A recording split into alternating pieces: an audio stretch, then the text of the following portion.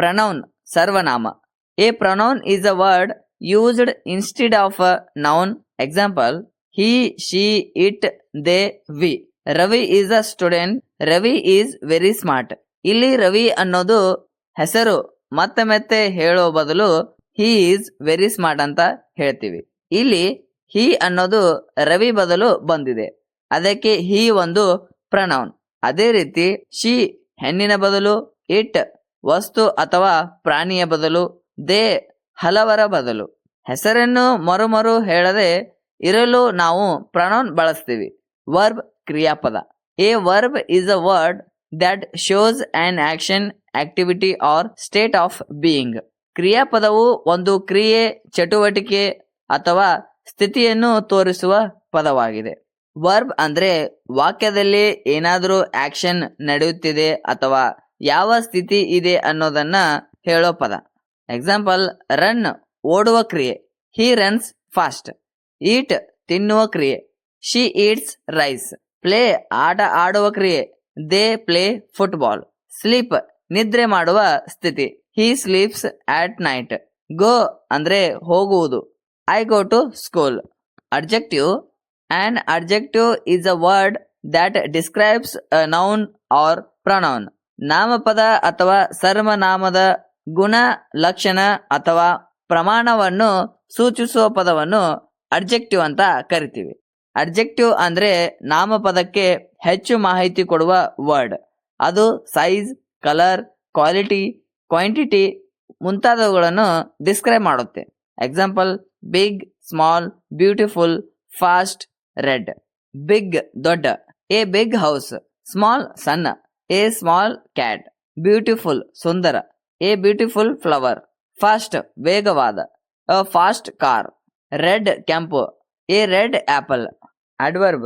An adverb is a word that describes a verb, an adjective or another adverb. ಕ್ರಿಯಾಪದ ಗುಣವಾಚಕ ಅಥವಾ ಇನ್ನೊಂದು ಕ್ರಿಯಾ ವಿಶೇಷಣವನ್ನು ವಿವರಿಸುವ ಪದ ಅಡ್ವರ್ಬ್.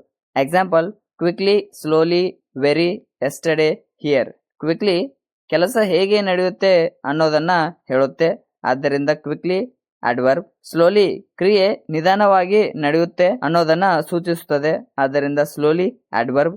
ವೆರಿ ಗುಣವನ್ನು ಹೆಚ್ಚು ಮಾಡೋ ಪದ, ಉದಾಹರಣೆ ವೆರಿ ಗುಡ್, ಆದ್ದರಿಂದ ವೆರಿ ಅಡ್ವರ್ಬ್. ಎಸ್ಟರ್ಡೇ ಕ್ರಿಯೆ ಯಾವಾಗ ಆಯ್ತು ಅನ್ನೋದನ್ನ ಹೇಳುತ್ತೆ, ಆದ್ದರಿಂದ ಎಸ್ಟರ್ಡೇ ಅಡ್ವರ್ಬ್. ಹಿಯರ್ ಕ್ರಿಯೆ ಎಲ್ಲಿ ನಡೆಯುತ್ತಿದೆ ಅನ್ನೋದನ್ನು ಹೇಳುತ್ತೆ, ಆದ್ದರಿಂದ ಹಿಯರ್ ಅಡ್ವರ್ಬ್. ಪ್ರಪೋಸಿಷನ್.